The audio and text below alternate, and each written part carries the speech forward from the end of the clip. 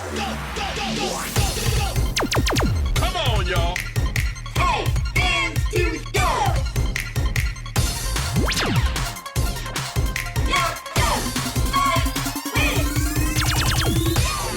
Welcome to the Cheer Chronicles podcast with Rosie. Hey everyone, it's us. We're back. It's the Cheer Chronicles podcast, and we are back. We've been out for a minute.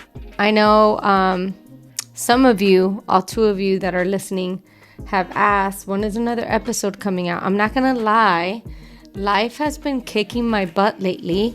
One day turns into another, and before I know, a month has gone by, and I'm like, what happened? It's like I blinked and it's gone. But here we are. It's the fall time. I live in Florida, so it's just hot, literally melting every day. Soon, I'm hoping is going to be some sweater weather. That would be good. Not too cold, because I don't like the cold, I'm going to be honest. But definitely pumpkin spice season is upon us. And with that, we're bringing you a new episode of the Cheer Chronicles podcast. We have been working on some things, I'm not going to lie, even though we've been busy doing other things. We have some great episodes lined up.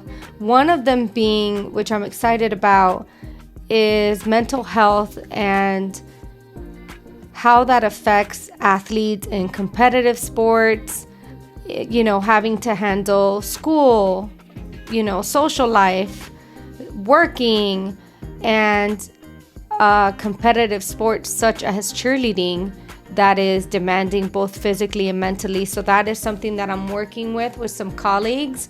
So I'm looking forward very much to recording that episode and releasing it to you all. But today, we are going to go full out on cheer parents. I know I paused because I don't know if y'all are going to come for me or not. I hope not. And I hope you see my message today and what I'm trying to convey on this topic. So being a parent of a team sport, right, when your athlete is part of a team sport, is not for the weak, to be honest with you. And yes, I'm talking about stunting. Because a lot of the other parts of cheer, I feel, are not so much based on the team. Granted, yes, for jumps, we need to be, you know, coordinated and synchronized for jumps. Same for tumbling. But that is something that is upon the individual to get synchronized with the rest of the team and have all that come together. Same with the dance. However, with stunting, we all depend on each other when it comes to that, right? Like a flyer can't go up by herself, and obviously a base isn't doing anything if the flyer isn't there. And so it's definitely a part of the routine where trust and communication within that stunt group needs to be 100%. And it's difficult because not all athletes and not all teams are level 7 teams, right? So it comes with a lot of, again, trust and communication within that stunt group. The patience that these kids have to show with each other is something to recognize and be proud of during stunting. I know that there are practices, whether it's a team of mine or I'm watching as a parent, where it's difficult, right? Where you see your child in any part of the stunt, whether your child is a flyer or a base or a back spot, you see them struggling, right? I've seen my own kids, you know, tear up in frustration, maybe with the whole group together or mostly with themselves. And so it is definitely something difficult. With that being said, everyone in that stunt plays an important role. And I feel depending on the level, some athletes and some parents definitely do not fully comprehend that part. That everyone has a job. That it is not just the job of the bassist to put up this flyer. It is not the job of the back spot to just catch the flyer. It is not the flyer to just get up there and do a body position. There are certain things that have to happen for every part of that stunt to work, if that makes sense. So a parent might see their daughter who's a flyer fall and immediately say, well, they keep dropping my daughter. I hear that a lot as a coach and as a parent.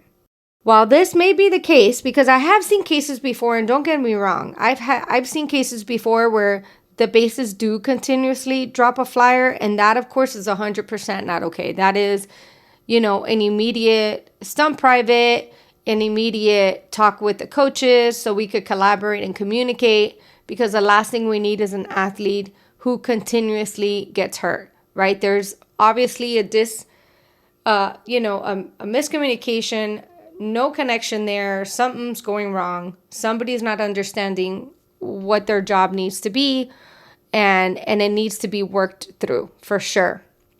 However, I am referring to people who think because your kid is up in the air that they have no involvement in the end result of that stunt.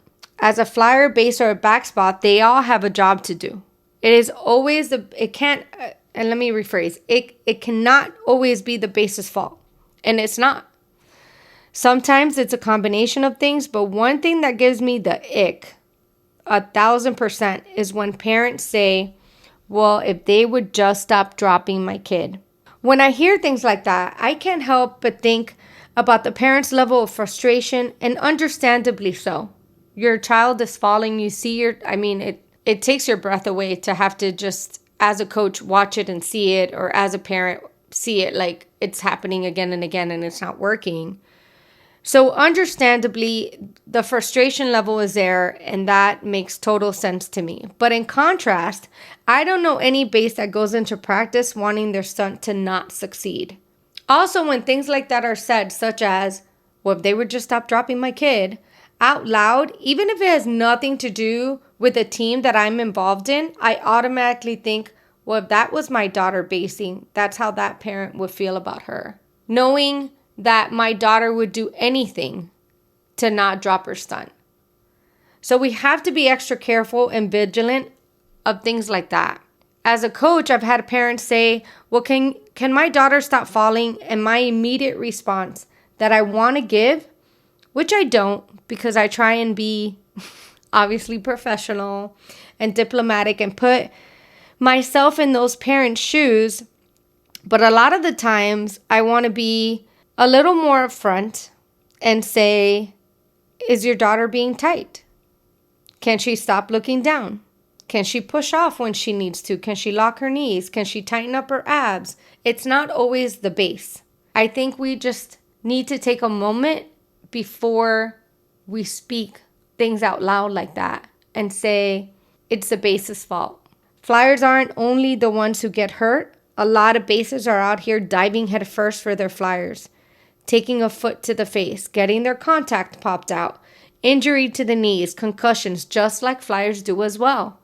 I feel maybe we could change the culture of that and say things like, I wish that stunt would stop struggling, because automatically when you say the base, you're automatically insulting people. And that's just my opinion. But a lot of the times I feel you hear parents and it's, stop dropping my kid. And I've seen these bases, they literally, and they pride themselves in making sure that if their flyer comes down, that they are there to catch. How many bases don't end up on the floor and the flyer on top of them? So we got to keep those things in mind as we move forward, right? It's the beginning of the cheer season. A lot of us are just now getting choreography. We're just now, we've been playing with different stunts and doing different things, but now it's go time. And I just want everyone to keep that in mind. As when I cheered, I did fly some, and the amount of work that the flyers have to put in, and I understand that, like, especially now, I feel as cheer has evolved and we ask more and more and more of the athletes, the flyers have a huge role. A lot of the times when it comes to judges and judging in cheer competitions, when we get our sheets back, at least for my teams, and I'm sure other coaches would agree, I get a lot of points deducted here and there because of flyer this, flyer that. So are we hard on the flyers? Absolutely. Do they tend to have more pressure? Yes. Also, when a stunt fails, we don't say stunt 1, 2, 3, 4, A, B, C, D. We say the flyer's name stunt didn't hit, right? So that is something I also think that we need to change as a culture. Stop calling it so-and-so stunt. And I get it, because we're like, what happened? I don't know. I've been in front of an entire team during a competition and I've looked one way and missed a whole fall on the other side. And then I'm like, what happened? And automatically, you're like, oh, so-and-so stunts fell. But they normally say the flyer's name. And I don't know. I think, how would I feel if my child was a flyer and they would say, well, Susie's stunt keeps falling and that's the flyer. I think that's something that we also need to change and think about maybe approaching that in a different way.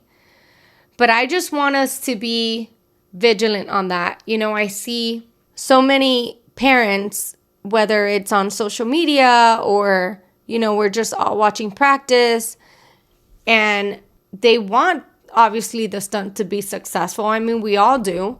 That's, the end goal. But we definitely have to stop going around saying, if they would just stop dropping my kid.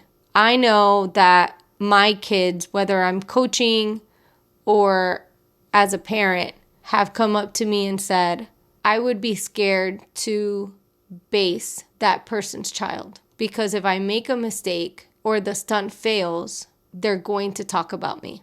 And that just saddens me to no end. Because again, the bases work super hard. I feel like they don't get a lot of acknowledgement. And yes, I'm a little biased because both my kids are bases, but they don't get a lot of acknowledgement. Also, in contrast to so-and-so stunt fell, when we say who stunt hit, we never mention the back spot, right? We say the flyer's name hit. So just be vigilant of how we're talking and the things that we're saying. And it comes in the most unexpected times, right? It's like we're all just there and all of a sudden somebody will yell something out. Or, I'll be home, done with my practice for the day, thinking I might have done a good job today as a coach. I might have, encouraged an athlete. When you leave a practice and you feel kind of proud, like, wasn't too bad today. We worked through some things. And then you get a text, hey, LOL, you think my kid could stop being dropped? So just be vigilant of that. Just be aware of your surroundings and the things that we say. These kids are working hard, whether you're a flyer, you're a base, you're a back spot, main base, side base, whatever it may be, they are working hard. And listen, I am 100% not guilty of this as well. I too have to work on this, but it's been something that's been on my mind for a while. And I know that some of you might be listening, and I've reached out to some of you about it because I don't obviously want to upset anyone, but it is concerning to me. And I even spoke to someone who a few years back, we had a very difficult situation where my daughter was basing her daughter and she kept stepping on my daughter's face and my daughter's contact would pop out. And we had to talk with the coaches. They came in for privates and we got it fixed, but it definitely would have not helped the situation if I would have gone up to her or in a group setting said, well, if she would stop, stomping on my daughter's face, or she would come up and say, well, can she stop dropping my daughter? It's definitely something that they needed to work on. I think that in that particular situation, it was a lack of experience on everyone's end. And eventually it worked out. And, the stunt ended up being amazing. And again, it has to build trust. We have to, work together. Again, the patience that they need to have with each other. So we just need to be careful. That's all I ask. From parents to coaches, we just need to be a little more aware of saying things like that, because it definitely doesn't sit right with me. Automatically, I think, geez, if that was my daughter, that's what you would be saying to another parent. So let's remind ourselves that in a stunt, everybody has a job to do. It's not usually one person's fault, even though it may be, because they make mistakes for sure. And that it's not always the base's fault. Shout out to my flyer moms. Shout out to my base moms. Shout out to the back spot moms. We're all in this together. And if you see an issue, and I think our number one goal, right, is obviously we want our kids to be successful for sure. But my number one fear is I don't want anyone getting hurt. And so be proactive. Be proactive instead of getting frustrated. And I get it. We all vent. I vent as a coach to my other coaches. I vent to my other parents about parent stuff. But be proactive. Go up to your coaches and say, hey, this isn't working. What can we do? Because I never try and approach them as, what are you going to do about it? Because they're probably already doing what they're going to do about it, right? But what can my athlete do? And usually I try and be there, but I let my athlete and the coach have a talk. You know, even if my athlete is a little younger, you gotta, you know, and with coaches too, I feel a lot of athletes respect them, so they don't want to bother them. I know, like, my oldest is like, I don't want to bother them. I don't, you know, they're tired, but we got to work through it. If we don't talk about it, we're not going to fix it. So be proactive about it. Talk to your coaches. Set up a meeting. Like, hey, coach, what can we do better? What are we needing to do to make this successful? So, and some coaches will tell you, hey, you're doing what you need to do. You keep doing what you need to do, and we need to work on this on our end. Or they might say, hey, this is what needs to happen. If you, as a parent, don't mind taking the steps to set up a stunt private, then do so, because that might work. And sometimes I feel stunt privates with coaches that aren't on that team is what needs to happen, just because then you get another coach's eyes on the stunt and they get to maybe dissect it a little more and see things that the coach that constantly sees them all the time isn't seeing. That's just a side note. But talk it through. I know that obviously you don't know everyone on the team maybe as a parent, or, you know, the coach seems unapproachable, but you got to talk it through, because I'd rather do that than have someone get hurt or have that level of frustration where I, as a coach, I'm getting in the car now and I'm overly frustrated. You as a parent are overly frustrated. The last thing you want is a 2.5-hour practice in the heat and then have your child get in the car and cry because their stunt's not hitting. Let's fix it. How do we work on it? What do we do about it? And I know that a lot of parents are proactive, but I just, again, want us to be aware of what we're saying when we're saying it, myself included. Just be aware that stunting is a group effort, and the trust and confidence and communication needs to be there. And we gotta stop blaming one kid or the other. And I feel as a parent, I gotta let the coaches guide me with that. It's not my team. I might have my opinion. That probably does not count, to be honest with you. But I definitely think we need to let the coaches decipher that. They're aware. Very few times have I gone up to talk to a coach about my daughter being on a team and struggling with something, and they're like, I don't know what you're talking about. Can you elaborate on that? 100% they already know. They know what's struggling, what my daughter's doing wrong, what she needs to do better, what she needs to continue to do that's working. So most of the time they're working through it. It's just that obviously they're coaching and concentrating on the team, so they don't have time to, you know, if they're correcting the athlete and the athlete is taking corrections and we're moving forward, the coach is probably not going to come up to you and say anything, but take the time to be proactive and just be vigilant of what we're saying when we're saying it. Because, and again, I've never been in a situation where somebody has said, can your kid stop dropping my kid? It's never that. It's never to that extent, except for when I've been coaching. Because then I think, those are all my kids. So you're talking about one of my kids. But it's always, oh, how's so-and-so doing? And, well, it would be great if they would stop dropping my kid. Automatically, I'm like, oh, gosh. So if that would be my kid, that's what you would tell another parent. It makes me so uncomfortable. And I thrive on uncomfortable, if y'all know me real well. I don't mind it, but I don't know. I know that as a base mom, they pride themselves on that.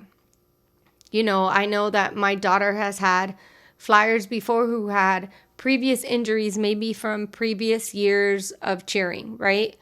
And my daughter is like a protector. She does not want you to hit the floor, not because she thinks she's going to get in trouble, because she wants you to trust her and she wants you to be safe as a flyer. So we have to just keep those things in mind when we're yelling out things. And this is probably not the most popular subject on a podcast, but it's definitely one that has been in my mind and in my heart for a few years. So this is definitely not something that has occurred lately or, oh, something must have happened. No, this has been something that's been on my mind for a long time. And I'm just using this platform to give you my opinion on it. Let me hear what you all have to say. Go ahead and leave a comment below. Let us know what you think. Do you disagree? I know that a lot of us have different opinions. And again, I want to say that obviously if your flyer is being dropped from their stunt continuously and those injuries are continuous, then huge problem. I know that coaches are going to approach that in different ways. My go-to would be like, we probably need to change the stunt group around and see what we decipher and dissect here with the group. But definitely this is something that has been heavy on my heart. It kind of keeps me up at night, and not a lot of things do. So thank you guys for listening. I hope you understand where I'm coming from, and reach out and let us know what your thoughts are. I love to hear some of your opinions on this. So leave a comment below. We see you, we hear you. Let's talk about it. Thanks again for listening. This is the Cheer Chronicles. We'll catch you guys on the sideline.